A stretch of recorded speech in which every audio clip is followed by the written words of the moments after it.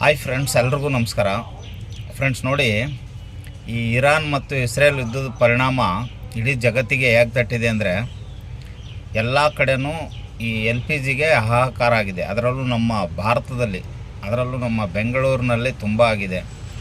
ಮನೆ ಸಿಲಿಂಡರ್ ಸಿಗ್ತಾಯಿಲ್ಲ L P G, ಮತ್ತು auto gas L P G ಸಿಗ್ತಾಯಿಲ್ಲ.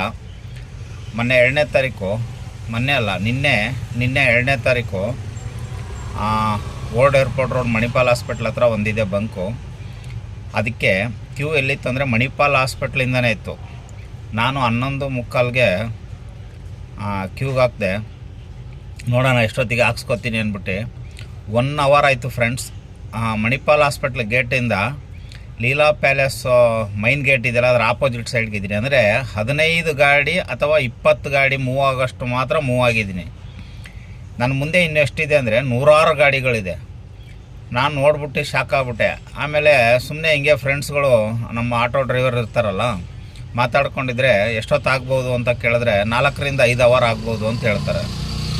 4ರಿಂದ 5 ಅವರು ಅಂದರೆ 11:45 ಹಾಕಿದ್ದೀನಿ. 4ರಿಂದ 5 ಅವರು ಅಂದರೆ ಸಾಯಂಕಾಲ ಆಗಿಬಿಡುತ್ತೆ. ಸರಿ, ಫಸ್ಟ್ ಇಂದಿರಾನಗರದಲ್ಲಿ ಒಂದು 2 ಬಂಕ್ ಇದೆ. 2 ಬಂಕ್ ನೋಡಿದ್ದೆ, ಎಲ್ಲೂ ಇಲ್ಲ.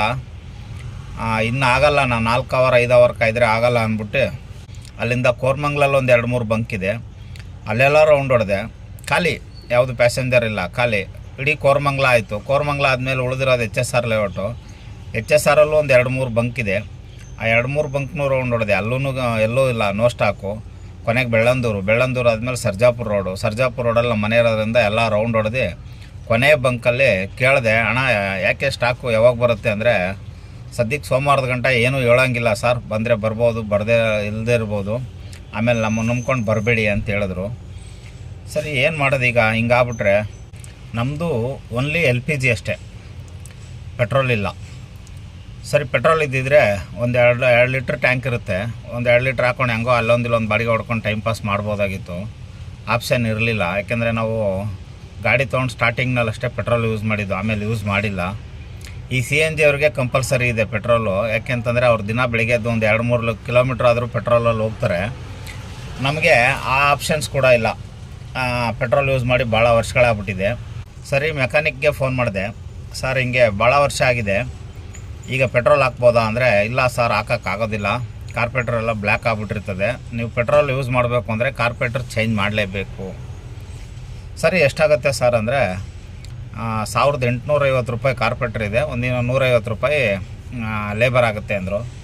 ಸರಿ, ಏನು ಮಾಡೋದು ಈಗ? ಆಲ್ರೆಡಿ 1 ತಿಂಗಳಾಯಿತು ಇರಾನ್ ಮತ್ತು ಇಸ್ರೇಲ್ ಯುದ್ಧ ಶುರುವಾಗಿ. ಮಾರ್ಚ್ 1ನೇ ತಾರೀಕು ಫ್ರೆಂಡ್ 60 ರೂಪಾಯಿ ಇತ್ತು L P G gas per litre. March 1ಕ್ಕೆ 60 ರೂಪಾಯಿ ಇದ್ದಿದ್ದು 65 ಆಯಿತು, 70 ಆಯಿತು, 75, 80, 85, ಇವತ್ತು ಪ್ರೆಸೆಂಟ್ 90 ರೂಪಾಯಿ ಬಂದಿದೆ. ಆಲ್ಮೋಸ್ಟ್ 75% ಬಂಕ್ಗಳಲ್ಲಿ 90 ರೂಪಾಯಿ ಇದೆ. ಇನ್ನೊಂದು 25%ಅಲ್ಲಿ 100 ರೂಪಾಯಿ ಮೇಲಿದೆ, ಅಂದರೆ 105 ರೂಪಾಯಿ, 110 ರೂಪಾಯಿ. ಅವ್ರ ಮನಸೋ ಇಚ್ಛೆ. ಇಲ್ಲಿ ಯಾವುದೂ ರೂಲ್ಸ್ ಆ್ಯಂಡ್ ರೆಗ್ಯುಲೇಷನ್ಸ್ ಯಾರೂ ಫಾಲೋ ಮಾಡ್ತಾಯಿಲ್ಲ.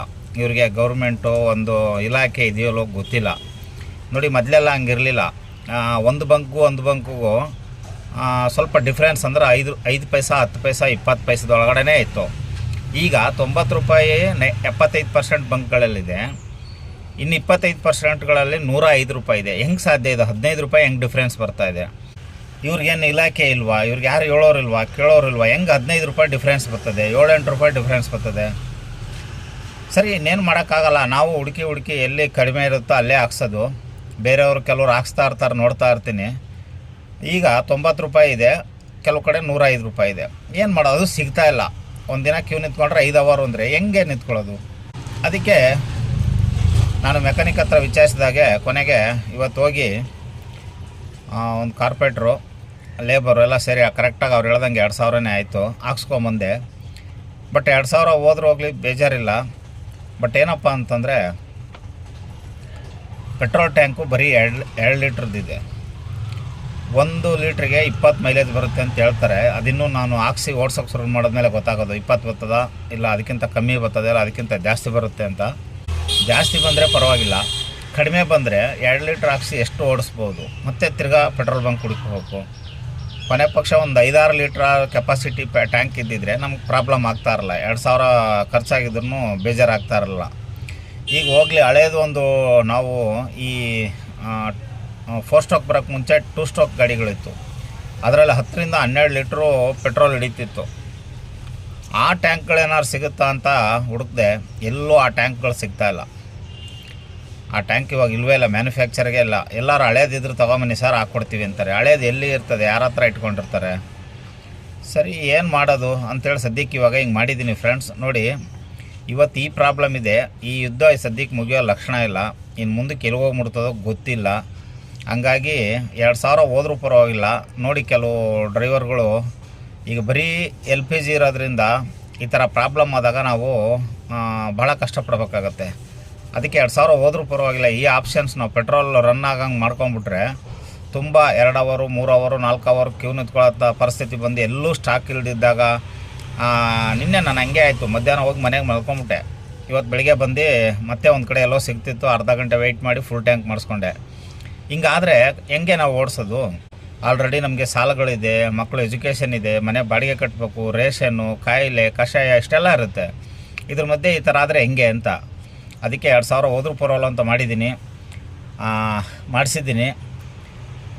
ಅದೇನು ಲಾಸ್ ಆಗುತ್ತೋ ಲಾಭ ಆಗುತ್ತೋ ಗೊತ್ತಿಲ್ಲ, ಸದ್ಯಕ್ಕಂತೂ ಮಾಡಿಸಿದ್ದೀನಿ. ಮತ್ತು ದೊಡ್ಡ ಟ್ಯಾಂಕ್ ಯಾವ್ದಾರು ಸಿಗುತ್ತಾ ಅಂತ ಹುಡುಕ್ತಾ ಇದ್ದೀನಿ. ಅದು ಸಿಕ್ಕರೆ ಓಕೆ, ವರ್ಕೌಟು. ಮತ್ತು ಗ್ಯಾಸ್ ತುಂಬ ಕಡಿಮೆ ಆಗೋಯ್ತು, ಮತ್ತೆ ಯುದ್ಧ ನಿಂತ್ಕೊಂತು, ಮತ್ತೆ ಹಳೆ 55-60 ರೂಪಾಯಿಗೆ ಬಂತು ಅಂದರೆ ಪೆಟ್ರೋಲಲ್ಲಿ ಓಡಿಸೋ ಅವಶ್ಯಕತೆ ಇರೋಲ್ಲ. ಆಗ ಏನು ಮಾಡಬೇಕು ಅಂದರೆ, ಈ CNG ಅವ್ರು ಮಾಡ್ತಾಯಿದ್ದಾರೆ. ಒಂದಿಷ್ಟು 1 ಲೀಟ್ರ್ 1.5 ಲೀಟ್ರ್ ಟ್ಯಾಂಕಲ್ಲಿ ಓಡಿಸ್ಬಿಟ್ಟು ದಿನ ಒಂದು 2 ಕಿಲೋಮೀಟ್ರ್ 3 ಕಿಲೋಮೀಟ್ರ್, ಕೆಲವರು 5 ಕಿಲೋಮೀಟ್ರ್ ಬೆಳಿಗ್ಗೆ ಫಸ್ಟು ಮೂವ್ ಮಾಡ್ತಾರೆ ಪೆಟ್ರೋಲ್ನಲ್ಲಿ. ಆ ಥರ ನಾವು ಮಾಡಿದ್ರೆ ಈ ಟ್ಯಾಂಕು ಮತ್ತೆ ತಿರ್ಗಾ ಕಾರ್ಪೊರೇಟರ್ ಬ್ಲಾಕ್ ಆಗೋದು ಅದೆಲ್ಲ ಏನೂ ಆಗೋಲ್ಲ.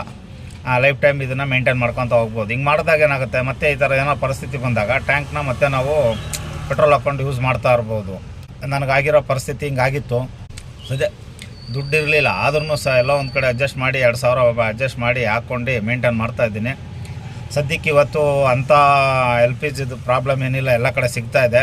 ಮೋಸ್ಟ್ಲಿ ಸ್ಟಾಕ್ ಬಂದಿದೆ ಅಂತ ಕಾಣುತ್ತೆ. ಇದು ಫ್ಯೂಚರಲ್ಲಿ ಹೆಂಗಾಗುತ್ತೆ ಅಂತ ಹೇಳೋಕ್ಕಾಗಲ್ಲ. ಇದ್ದೋ ಸದ್ಯಕ್ಕಂತೂ ನಿಂತಿಲ್ಲ. ಇನ್ನೂ 1 ತಿಂಗಳು ನಡೀತಾ, 2 ತಿಂಗಳು ನಡೀತಾ, 3 ತಿಂಗಳು ನಡೀತಾ. LPGಗೆ ಇನ್ನೂ ದೊಡ್ಡ ರೇಟ್ ಜಾಸ್ತಿ ಆಗುತ್ತಾ, ಇಲ್ಲ ದೊಡ್ಡ ಬರುತ್ತಾ ಗೊತ್ತಿಲ್ಲ. ಹಂಗಾಗಿ ಡ್ರೈವರ್ಗಳು ಆದಷ್ಟು ಈ ಮೆಥಡ್ನ ನೀವು ಯೂಸ್ ಮಾಡಿಕೊಂಡ್ರೆ ಮುಂದೆ ನಿಮ್ಗೆ ಅನುಕೂಲ ಆಗ್ಬೋದು. ಇಲ್ಲ ಈಗಿಲ್ಲ ಅಂದರೂ ಮತ್ತೆ ಇದ್ರ ರೇಟು ಈಗ 100 ರೂಪಾಯಿಗಿಂತ ಜಾಸ್ತಿ ನಮಗೆ LPG ಆಗೋಯ್ತು ಅಂದರೆ ಲಾಸ್. ನಮಗೆ ಬರೋದೇ 20 LPG ಗಾಡಿಗಳು ಮೈಲೇಜು 5 ರೂಪಾಯಿಗೆ ಫರ್ ಕಿಲೋಮೀಟ್ರ್ ಬೀಳುತ್ತೆ. ಅದ್ರಾಗ ಖಾಲಿ ಹೋಗೋದು, ಪ್ಯಾಸೆಂಜರ್ನ ಪಿಕಪ್ ಲೊಕೇಶನ್ಗೆ ಹೋಗೋದು, ಅವೆಲ್ಲ 7-8 ರೂಪಾಯಿ ಹೋಗ್ಬಿಡ್ತದೆ. 18 ರೂಪಾಯಿ ಕಿಲೋಮೀಟ್ರಲ್ಲಿ 7-8 ರೂಪಾಯಿ ಹೋಗ್ಬಿಟ್ರೆ ನಮ್ಗೆ ಉಳಿಯೋದು 10 ರೂಪಾಯಿ. ಅದರಲ್ಲಿ ಮೇಂಟೆನೆನ್ಸು ಹೆಂಗೆ ಮೇಂಟೈನ್ ಮಾಡೋದು ಗೊತ್ತಿಲ್ಲ. ಇದು ಹೇಳ್ತಾ ಹೋದರೆ ದಿನ ಎಲ್ಲ ಹೇಳ್ಬೋದು, ಅಷ್ಟು ಪ್ರಾಬ್ಲಮ್ಗಳಾಗ್ತಾಯಿದೆ ಈಗ. ನೋಡಿ ಫ್ರೆಂಡ್ಸ್, ಈ ಥರ ಯಾರಾದರೂ ನಿಮ್ಮದು ಬರೀ LPG ಪೆಟ್ರೋಲ್ ಆಪ್ಷನ್ಸ್ ಇಲ್ಲ ಅಂದರೆ 2000 ರೂಪಾಯಿ ಅಷ್ಟೇ ಆಗೋದು. 1850 ಕಾರ್ಪೊರೇಟರ್ ಆಗುತ್ತೆ, 150 ರೂಪಾಯಿ ಲೇಬರ್ ಆಗುತ್ತೆ. ಕೆಲವು ಕಡೆ ಒಂದು 50 ರೂಪಾಯಿ ಹೆಚ್ಚು ಕಮ್ಮಿ ಆಗ್ಬೋದು, ಅಷ್ಟೇ ಬಿಟ್ಟರೆ ಇನ್ನೇನು ಆಗೋಲ್ಲ. ಇದು ಮಾಡ್ಕೊಳ್ಳೋದ್ರಿಂದ ನಿಮ್ಗೊಂದು ಆಪ್ಷನ್ನು ಎಲ್ಲೂ ಸಿಗೋಲ್ಲ, ಸ್ಟಾಕ್ ಇಲ್ಲ ಅಂತ ಕೊನೆಗೆ ಮನೆಗೆ ಸೇರ್ಕೋತೀವಿ ಅನ್ನೋದಾದ್ರೂ ಧೈರ್ಯ ಇರುತ್ತೆ ಪೆಟ್ರೋಲ್ ಹಾಕ್ಕೊಂಡು. ನಮಗೆ ಲಾಭ ಬೇಡ ಆದರೆ ಒಂದು ಓಡಿಸೋದು ಬೇಡ, 1 ಲೀಟ್ರ್ ಪೆಟ್ರೋಲ್ ಹಾಕ್ರು ಮನೆಗೆ ಹೋಗಿ ಸೇರ್ಕೋಬೋದು ಅಲ್ವಾ? ಈ ಥರ ಇದೆ ನೋಡಿ ಪರಿಸ್ಥಿತಿ. ನೋಡಿ, ಈಗ ಯಾವುದ್ಯಾವುದೋ ಏನಿದು ಆಟೋ ಯೂನಿಯನ್ನವರು ಏನೇನಕ್ಕೋ ಹೋರಾಡ್ತಾರೆ, ಇದಕ್ಕೆ ಯಾರೂ ಮಾತಾಡೋರೇ ಇಲ್ಲ. ಪಾಪ ಅವರಾದ್ರೆ ಏನು ಮಾತಾಡ್ತಾರೆ? ಯುದ್ಧ ನಡೀತಿರೋದೆಲ್ಲೋ, ಅಲ್ಲಿಂದ ಬರೋ ಸ್ಟಾಕ್ ಬರ್ತಾ ಇಲ್ಲ, ಬೇರೆ ಬೇರೆ 108 ಕಾರಣಗಳಿದೆ.